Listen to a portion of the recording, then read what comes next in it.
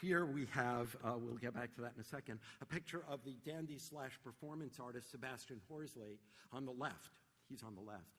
And a recent cover of a Green Lantern magazine by Howard Chaykin on the right, both of them expressing, I think, a very similar attitude towards the normal people that are looking. But we'll get back to that in a second. Perhaps the concern with law and order should be reconstrued to remove it from narrow legalistic definition. After all, the laws of physics and biology are more inverted than affirmed in these free-flying figures. And what role can order serve with regard to flamboyant contents of the superhero's closet?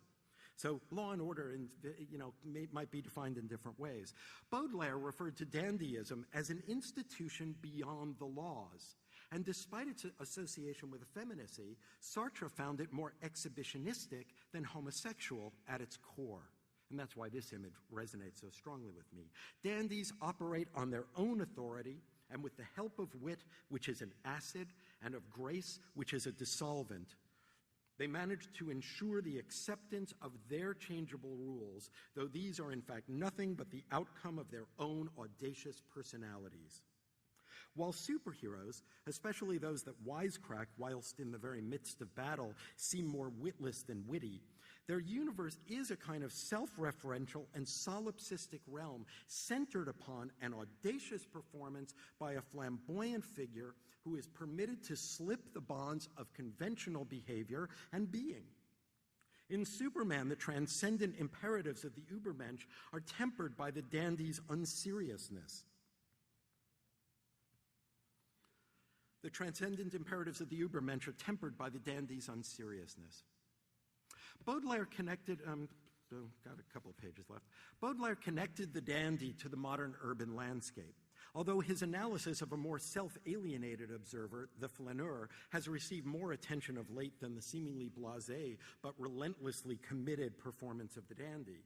And I'll skip a couple of quotes here that talk about the way the dandy takes the flaneur much further.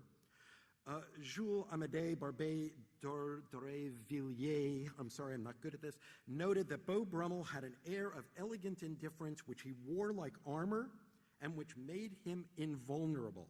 Or, Barbé quickly adds, which made him appear invulnerable. And if I hadn't read Superman growing up, I don't know if I'd even know the word invulnerable. The costume is the sign and source of power, and it's the mark of grace. Norman Mailer's essay, The White Negro, tries to co-opt some of the dandy's projected grace for another user. In Mailer's mythos, the white Negro, or hipster, is a kind of racial cross-dresser, performing the perceived existential freedom of the urban black male. Rendered powerless in American society, the black man, Mailer writes, lived in the enormous present. He subsisted for his Saturday night kicks, relinquishing the pleasures of the mind for the more obligatory powers of the body. The hipster partakes of this acceptance of death and danger, living as he is in the shadow of the bomb and the Holocaust. His isolation is willed.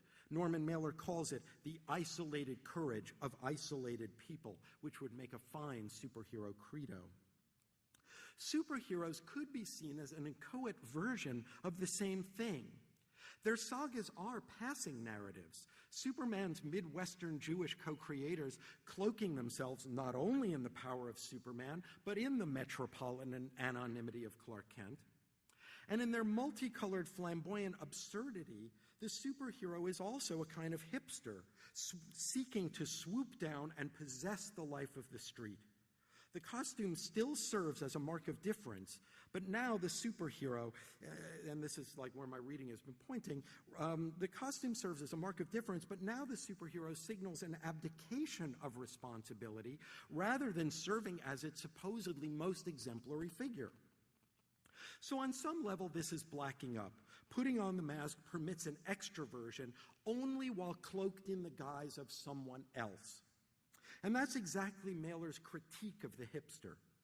And as Rhonda Garelick argues in her book on dandyism, all dandyism hints at a wish for male autochthony.